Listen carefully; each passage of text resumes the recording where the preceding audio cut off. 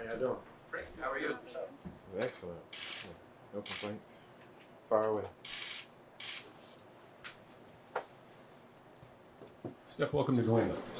First off, kind of walk us through how all of this came together. We knew you were in town, and then you left, and now you're back again. Kind of from your perspective, how did things all kind of shake out? We already were in conversation prior to, but I was in Miami, obviously doing rehab, getting right. We had got a couple of phone calls. I had talked to my agent briefly. We had to try to set up a visit. When I came out here, it was a great day. Reconnecting with Todd, receiver coach, and kind of more personal. Coach Vrabel.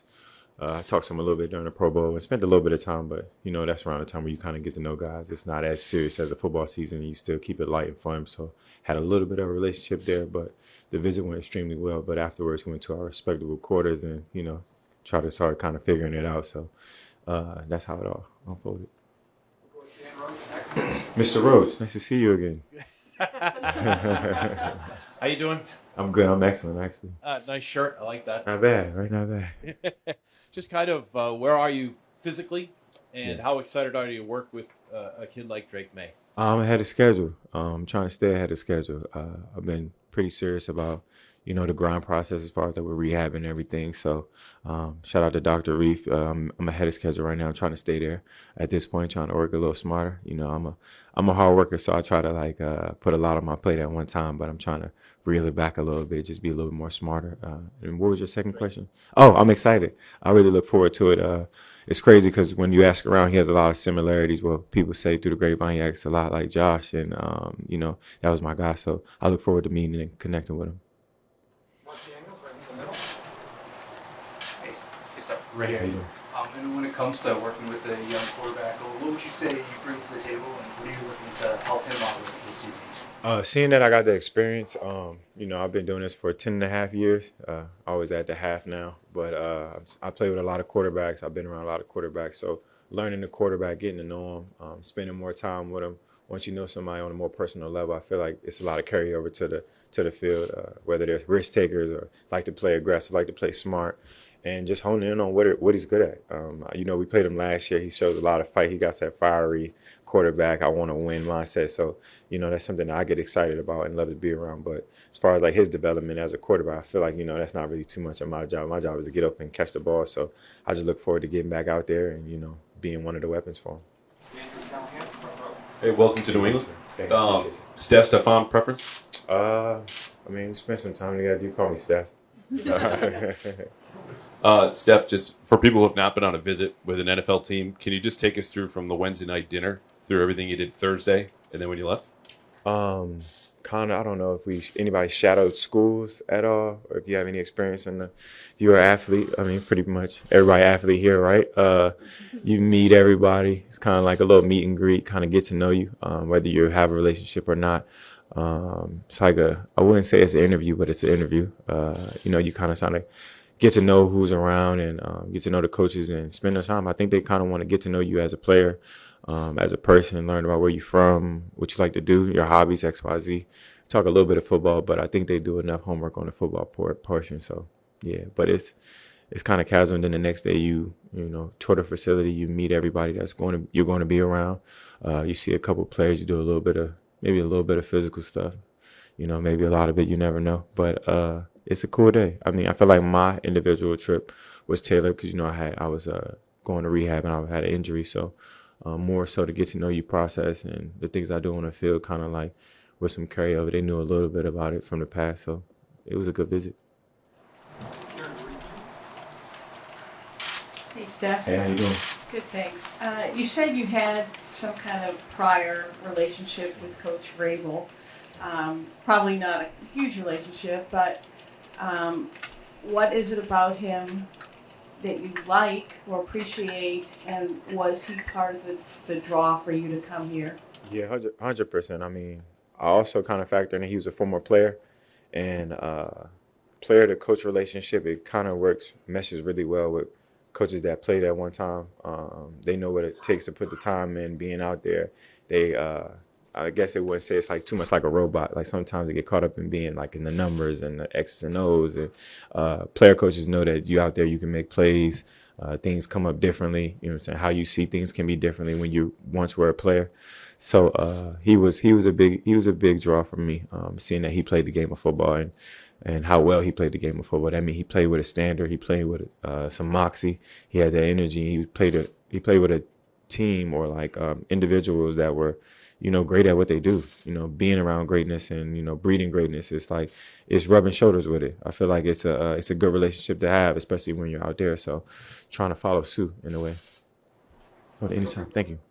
Hey, how you Hi, doing? Steph. What's up? Two quick questions. One, was him being a former player, did that lead to your post yesterday? I saw Yeah. him and the old, It's is that gonna part be, of that? it's gonna be a lot of posts like that. Especially, I told him he was young and handsome. Then I don't know about he's still kind of young, but not so I don't know about the handsome part. But I make a lot of jokes, so it's gonna be a lot more posts. But it's something to be excited about. The day before that, I said my goodbyes, and then now it's time to start my new beginning. So I'm super excited. I'm glad you gave us the warning. There you go.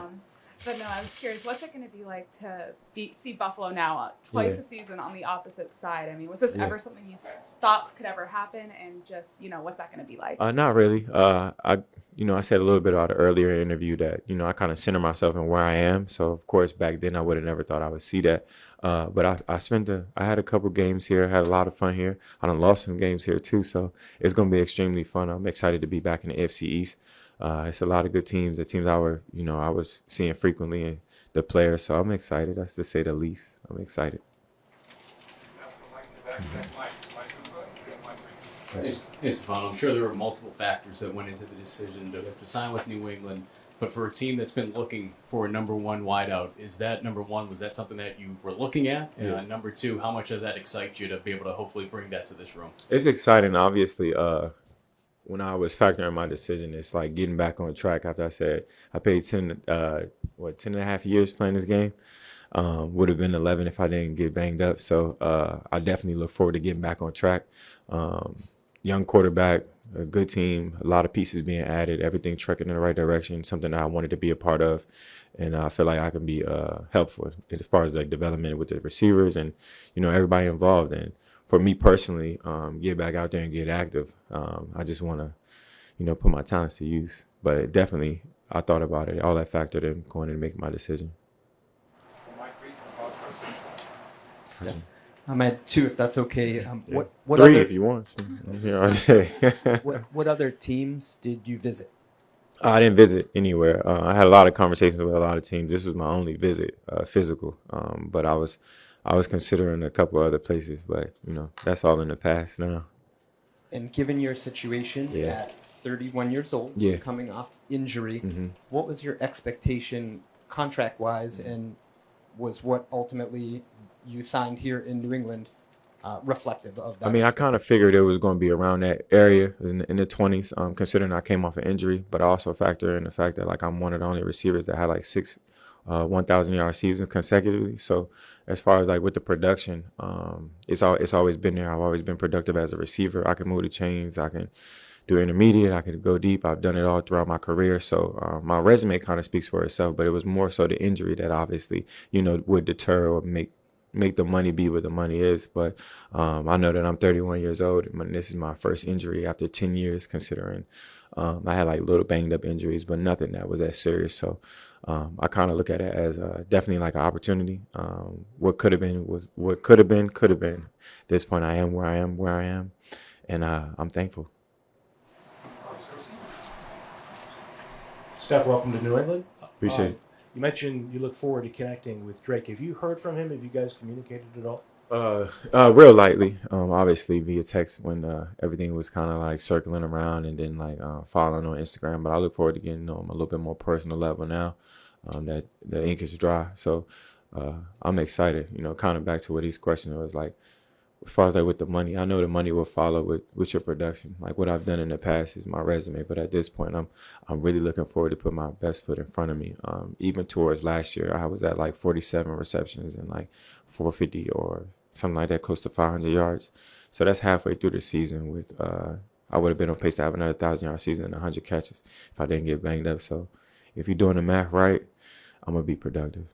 In addition to production, to follow up on your comment about being helpful Yeah. to the young receivers, this team has a couple of guys who are going into their second season Yeah. in particular. What are the things that you hope they take from you, whether it's the example on the playing field, in the film room, commitment to route running, etc.? It's more so experience from the highs and the lows, I would say, because everybody want to have success in this league. Everybody wants to play at a very high level, but I feel like I can help more so with the lows just because I've experienced them myself on a personal level.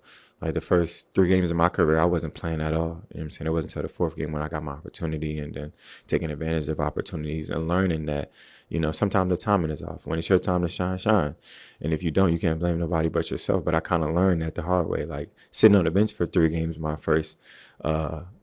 rookie season, it was kind of rough for me as far as mentally. Like, damn, I felt like I had a good camp. I felt like I did what I could have to have like some kind of role. Not to say what it was, but to help them with the lows is the biggest thing because everything isn't gonna go your way. Sometimes you gotta learn that the hard way. But if you're doing what you're supposed to, you're committed to it. It'll bounce away. The ball will bounce your way eventually. You just never know when. So that's something that I learned when I was younger. Like I told myself that when I did get the opportunity to go in between the lines, I wasn't gonna come off them because I'm gonna do my job. I'm gonna be where I'm supposed to be, and I'm gonna make plays. Because it's not all about the X's and O's, but you gotta go out there and make plays, play ball, and be a professional. I think being a pro is pro. You'll learn a lot too, and I feel like I've been a pro my whole life. Especially when I got in the league, but with the young guys, bringing them along to show them how to be a professional and how to handle business each and every day, it'll go a long way. Excuse me. Stefon, welcome to New Thank England. you so much. Appreciate it. I'm curious, did your time with Brian Dable maybe give you a bit of a jump start with this Josh McDaniels offense? And in addition, what do you know about McDaniels and what your role may potentially be in this system? It's crazy because I asked his brother questions prior to me getting here. His brother's receiver coach for Houston. So I used to ask him questions here and there, like, how was your brother with XYZ? And, just keeping it real light. It was like a get to know you process just because, like, you spend a lot of time with your receiver coach and people on your staff. So he always kept it like he told me about him. He told me that he took some time off and XYZ. But it's just, I don't feel like I got a jump start. I don't know if they use the same terminology or language, but football is football. And it's committed to the studies, and the tedious part of it. Nobody wants to do it, but you get used to doing it if you love football. If you love it enough, you'll dedicate your time and your effort. So for me, I'll get used to it. I'll figure it out, whatever it is. I am excited, though, if it is the same language, and I don't got to study as much. Hey, Steph, welcome to New England. Sorry, I appreciate it. I know you said you talked briefly with Drake. Has anybody else on the team reached out to you you've talked to, and particularly the receivers? Have you crossed paths with them in the past or have a relationship with any of those guys Not from too before? much of the young guys.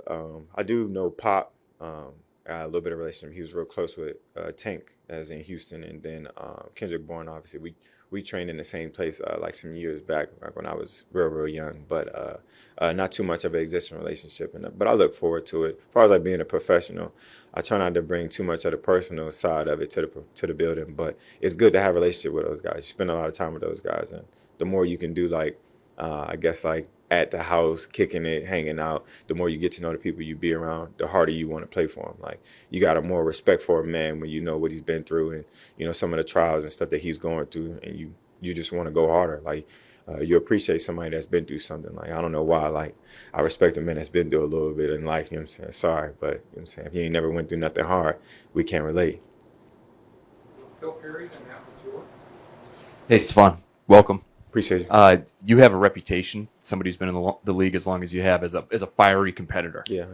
And so I wanted to ask you if now, 10 or so years into your career here, how you try to exhibit that competitive energy. And is it different now versus maybe when you were younger in the league? When I was younger, I would say you get in trouble a little bit as far as like being so competitive.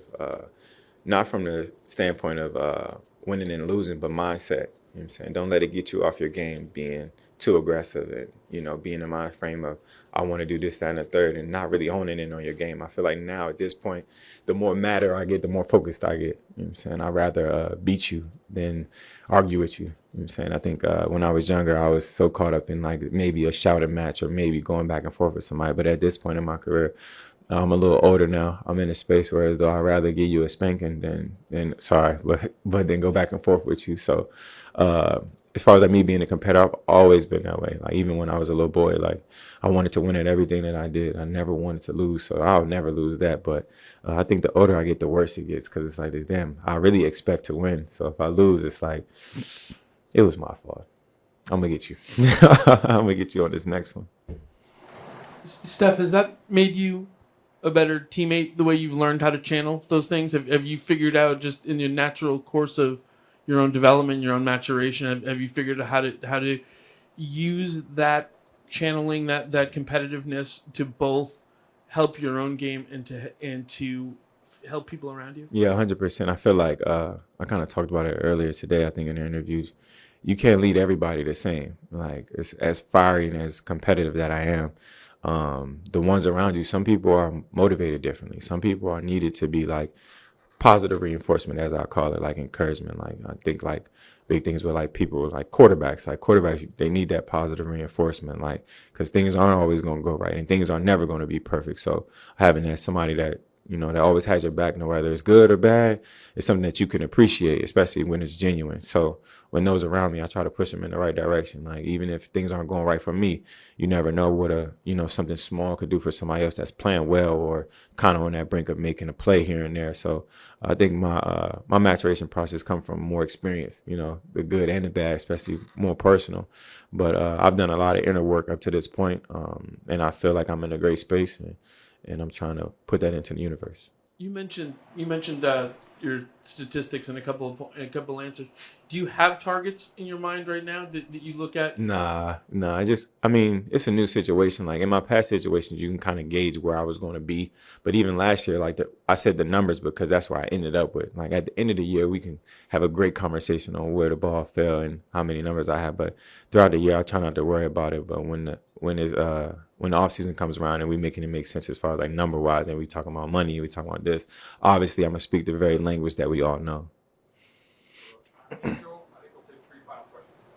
Steph, yes, sir. You've obviously had to deal with some pretty rowdy fans in Buffalo. Mm-hmm. What's been told to you about New England fans, and how have you reacted to the social media response from your Yeah, I've played here I played here a couple times, and it's got really they're equivalent to Buffalo fans. Everybody's a little crazy, and I got used to it after a while.